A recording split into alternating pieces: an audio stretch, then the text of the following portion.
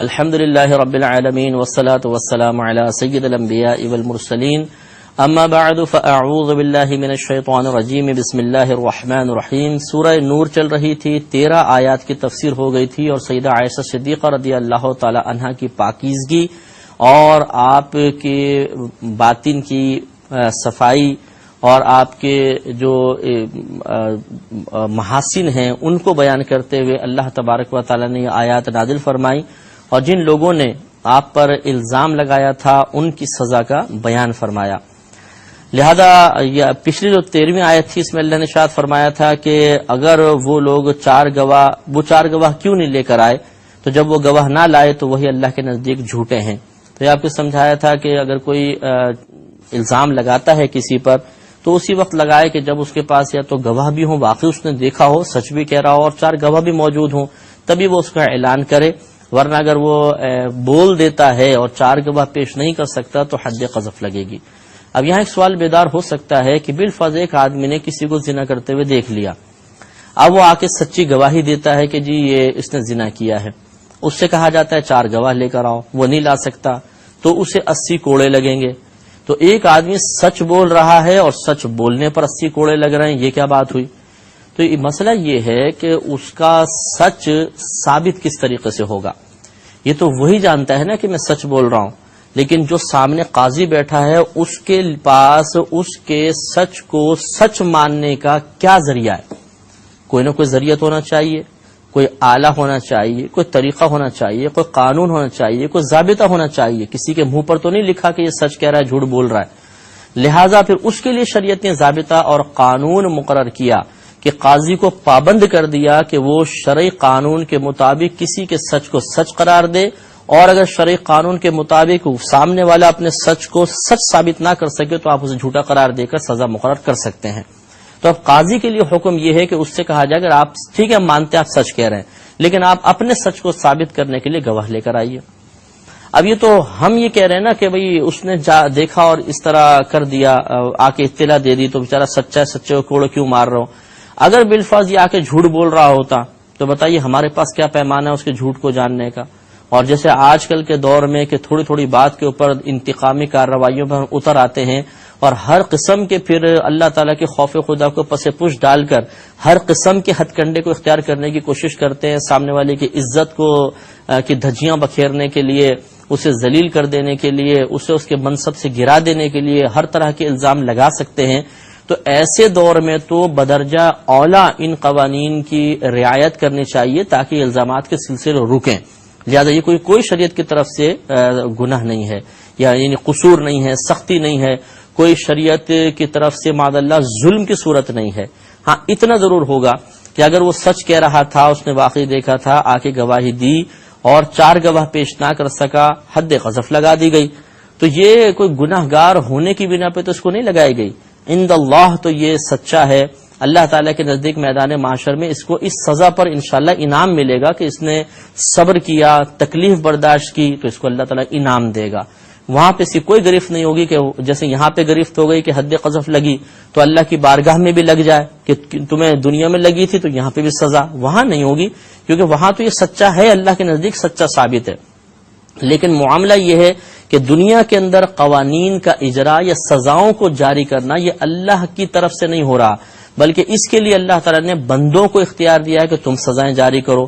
تو اگر خود براہ راست اللہ تبارک و تعالیٰ سزا مقرر کر رہا ہوتا تو یقیناً اس پھر گواہوں کی ضرورت ہی نہیں تھی، پھر تو اس ایک شخص کے قول کو اللہ تعالیٰ جانتا ہے کہ سچ فرما رہا ہے تو سامنے والے کو ہی سزا ملتی۔ لیکن یہاں ہمیں مکلف بنایا گیا ہے، قاضی کو، جج کو بنایا گیا ہے کہ وہ شرعی ضابطوں کی روشنی میں کوئی فیصلہ کرے گا، اور وہ ایک انسان ہے، اور انسان کسی کے باطن پر، کسی کی بات سن کر اس کے قول کی سچائی پر فوراً مطلع نہیں ہو سکتا، اسے شرعی پھر قوانین اور ضوابط کی پابندی کرنی ہوگی۔ لہٰذا اگر آپ تھوڑا سا اس پہ غور و تفکر فرما لیں گے تو معلوم ہوگا کہ شریعت کی طرف سے کوئی ظلم کی صورت نہیں ہے، بلکہ یہ اچھے ضوابط ہیں۔ ایک شخص اگر سچ بول کر بھی سزا پا رہا ہے تو یہ اس سچے کو اصل میں نہیں مل رہی سزا، حقیقتاً اس کے سچ کی وجہ سے نہیں مل رہی، بلکہ وہ شرعی ضابطہ تقاضا پورا نہیں کر سکا، اس وجہ سے سزا کا مستحق ہے، اور اس کی یہ سزا ہزاروں جھوٹ بولنے والوں کو روک دے گی۔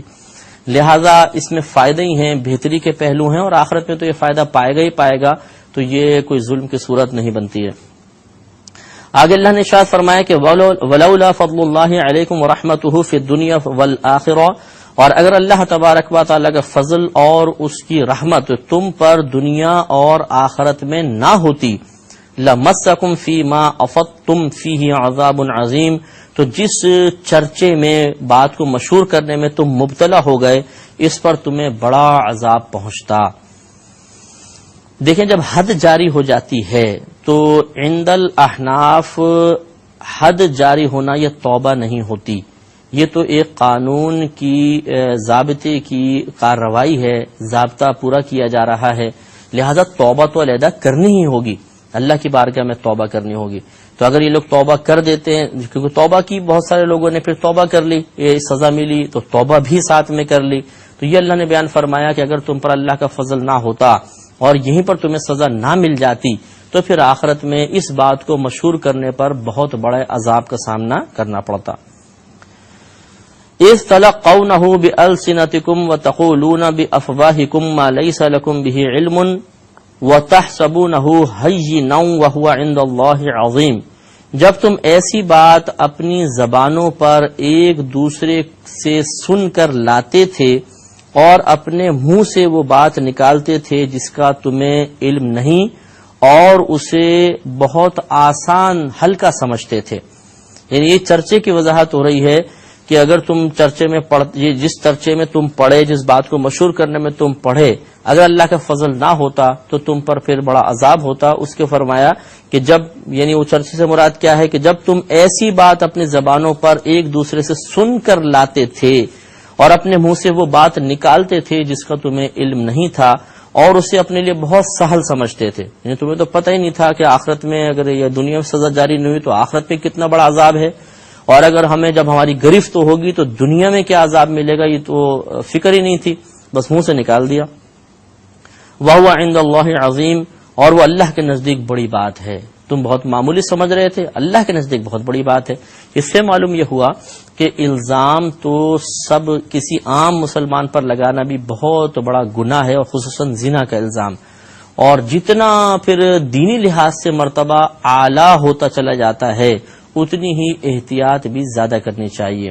فوراً کسی کے ظاہری عمل کو دیکھ کر بدگمانی کر لینا، اور بدگمانی کرنے کے بعد فوراً ایک نتیجے پر پہنچ جانا، اور نتیجے پہ غلط نتیجے پر پہنچنا، بلکہ غلط نتیجہ کہیے کہ غلط نتیجے پر پہنچ جانا، اور پھر غلط نتیجے پہ پہنچنے کے باوجود خود کو درست تسلیم کرتے ہوئے اور بالکل 100% صحیح تسلیم کرتے ہوئے اس نتیجے کو دوسروں کے سامنے انتہائی پورا اعتماد طریقے سے بیان بھی کر دینا، یہ بظاہر بہت آسان سا لگتا ہے، لیکن اللہ تعالیٰ کے نزدیک بہت برا بھی ہے اور بہت بڑا بھی ہے۔ تو اس لیے یہ ایسا نہیں ہونا چاہیے، بعض لوگ ہوتے ہیں خاندان میں کسی کی کچھ حرکت دیکھی تو سوچنا شروع کیا ایسا کر رہا ہے، ویسا کر رہا ہے، ایسا کر رہا ہے تو ایسا ہو رہا ہوگا، نتیجہ مرتب کیا۔ اب یہ چاہے صحیح ہے غلط ہے تو انتہائی اعتماد کے ساتھ پھر دوسروں کو بتاتے ہیں میں جو کہہ رہا ہوں ایسا ہے، میں جو کہہ رہا ہوں ایسا ہے، تو سامنے والے ان کے لہجے کے مستحکم پن کو، پختگی کو دیکھ کر، ان کے استحکام کو دیکھ کر اور چہرے کے اوپر جلال کے آثار دیکھ کے سمجھتے ہیں بہت تحقیق کے بعد یہ بات کہہ رہے ہیں، پھر وہ بات آگے چلی جاتی ہے۔ تو اب تو چونکہ یہ سزاؤں کا سلسلہ بھی نہیں ہے تو اب تو یہ بہت زیادہ عام ہے، تو اس طریقے سے نہیں کرنا چاہیے۔ اگر سابقہ زندگی میں کبھی ہم سے بھی زبان سے کسی کے بارے میں اس طرح کچھ بات نکل گئی ہو تو ضروری نہیں ہے کہ پھر اس پہ حد بھی جاری ہو، اللہ کی بارگاہ میں توبہ کرنی چاہیے، اور جہاں تک ممکن ہو سکے جس پر ہم نے اس طرح کا الزام لگایا اس سے معافی طلب کر کے اس کو راضی کرنے کی کوشش کرنی چاہیے۔ آگے پھر اللہ تعالیٰ نے ارشاد فرمایا کہ وَلَوْلَا إِذْ سَمِعْتُمُوهُ قُلْتُمْ مَا يَكُونُ لَنَا أَن نَّتَكَلَّمَ بِهَذَا، اور ایسا کیوں نہ ہوا کہ جب تم نے سنا تھا، یعنی یہ بات جو سنا تھی تو تم یہ کہتے کہ ہمارے لیے جائز نہیں ہے کہ ہم ایسی بات کہیں، ہم ایسی بات کے بارے میں کلام کریں۔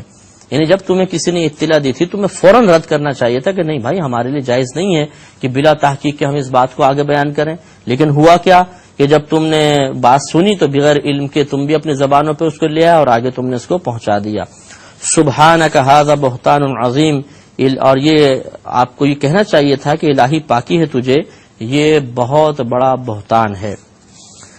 یعظکم اللہ ان تعودوا لمثلہ ابدا ان کنتم مؤمنین، اللہ تبارک و تعالیٰ تمہیں نصیحت فرماتا ہے کہ اب کبھی دوبارہ اس قسم کی مثل کی طرف مت لوٹنا، یعنی اب کبھی ایسا الزام نہ لگانا اگر تم ایمان والے ہو، ایمان رکھنے والے ہو تو اب آئندہ کبھی ایسا نہ کرنا۔ اس سے معلوم ہوا کہ مومن کی شان یہی ہے کہ وہ تحقیق کے بعد ہی کوئی بات زبان پہ لاتا ہے، اور وہ بھی دیکھتا ہے، پہلے غور و تفکر کرتا ہے کہ اس بات کو زبان پہ لانا کو مفید بھی ہے کہ نہیں۔ اگر بالفرض واقعی کسی نے کوئی زنا کیا بھی ہے، بالفرض کیا ہے، تو کیا ضروری ہے کہ ہم اس کی اطلاع کسی دوسرے کو پہنچائیں؟ کیا فائدہ ایسے اپنے زبان پر ایسی بات کو لانے کا؟ چھوڑ دیجیے، جس نے کیا اس کا اللہ تعالیٰ کے ساتھ معاملہ ہے،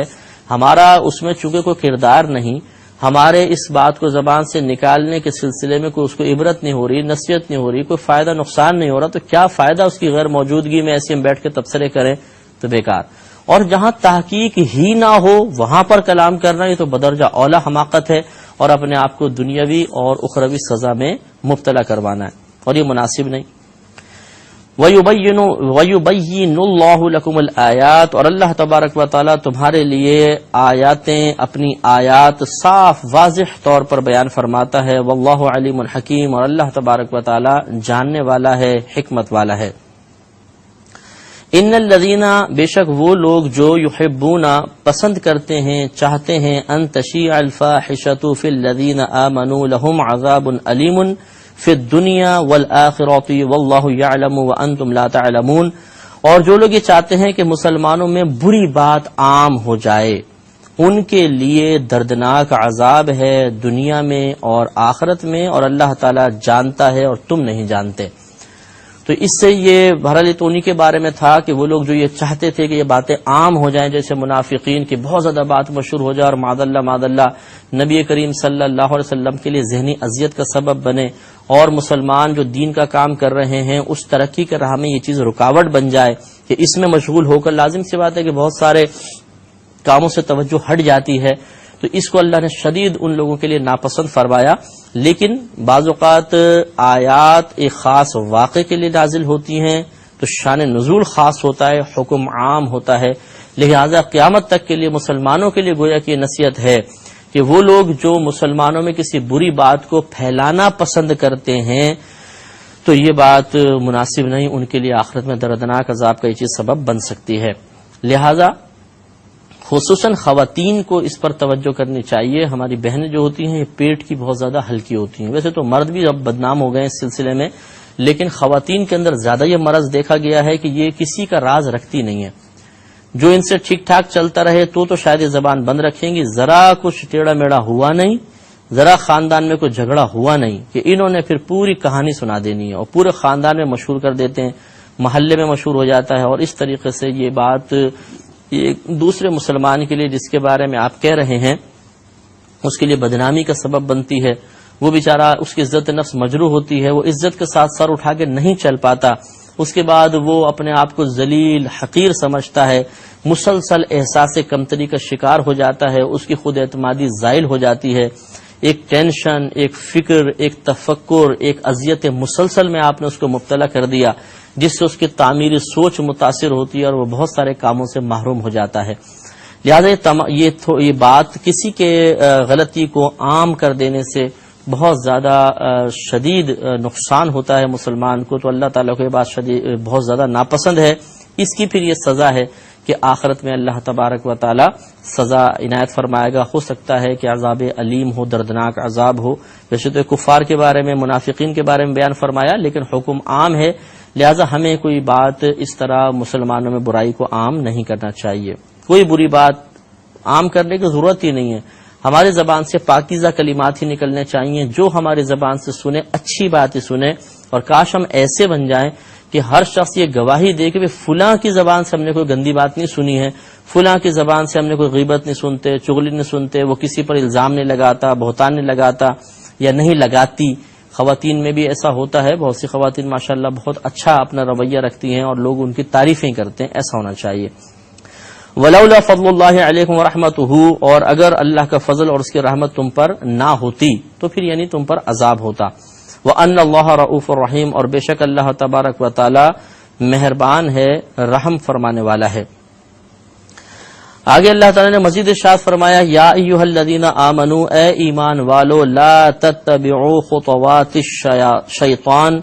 شیطان کے قدموں پر نہ چلو ومن یتبع خطوات الشیطان اور جو شیطان کے قدموں کی پیروی کرے اتباع کرے اس کے پیچھے چلے فإنہ یأمر بالفحشاء والمنکر تو بے شک وہ تو یعنی شیطان تو بے حیائی اور بری بات کا ہی حکم دیتا ہے ولولا فضل اللہ علیکم ورحمتہ اور اگر اللہ تبارک و تعالیٰ کا فضل اور اس کی رحمت تم پر نہ ہوتی ما زکا منکم من احد ابدا تو تم میں سے کوئی بھی کبھی صاف ستھرا نہ ہو سکتا پاکیزہ نہ ہو سکتا ولکن اللہ یزکی من یشاء اور لیکن اللہ تبارک و تعالیٰ جس کو چاہتا ہے پاک و صاف کر دیتا ہے واللہ سمیع علیم اور اللہ تعالیٰ سنتا ہے جانتا ہے۔ تو ان آیات میں اللہ تعالیٰ نے شیطان کے قدموں کی پیروی کرنے سے منع فرمایا۔ شیطان کے قدموں کے پیچھے چلنے کا مطلب یہ ہے کہ شیطان کی بات کو مان لینا۔ شیطان مختلف طریقے سے وار کرتا ہے اور انسان بعض اوقات نہیں سمجھ پاتا کہ میں اس وقت شیطان کی اطاعت کر رہا ہوں، اس کا کہنا مان رہا ہوں، اور وہ بیچارہ شیطان کی بات مان کر غلط قدم اٹھا لیتا ہے اور اس طریقے سے خود بھی گمراہ ہوتا ہے، دوسرے گمراہ ہوتے ہیں، خود اپنی آخرت کو برباد کرتا ہے، بعض اوقات دوسرے کی آخرت کو بھی برباد کر دیتا ہے۔ اس لیے کوشش یہ کرنی چاہیے کہ ہر مسلمان کو یہی طریقہ اختیار کرنا چاہیے کہ ذہن میں آنے والے جتنے خیالات ہیں، پھر جو یہ ارادے کر رہا ہے، منصوبے بنا رہا ہے، اسی طرح جس سے جو یہ دیکھنا چاہتا ہے، جو سننا چاہتا ہے، جو بولنا چاہتا ہے، جو سوچنا چاہتا ہے، جس مقام پہ جانا چاہتا ہے، جس کے ساتھ مسلسل یا تھوڑا سا بیٹھنا چاہتا ہے، جو یہ کام کرنا چاہتا ہے، ان تمام کے بارے میں یہ پہلے غور و تفکر کر لے کہ کہیں میں ان چیزوں میں شیطان کی اطاعت تو نہیں کر رہا۔ مثلا غلط تصور، غلط بات جان بوجھ کے ذہن میں لے کر آنا، برے منظر دیکھنا، غلط بات زبان سے نکالنا، غلط لوگوں کے ساتھ بیٹھنا، یہ تمام شیطان کے قدموں کے پیچھے چلنا ہے۔ اللہ تبارک و تعالی ہم سب کو اس سے محفوظ فرمائے، آمین۔ وآخر دعوانا ان الحمد للہ رب العالمین۔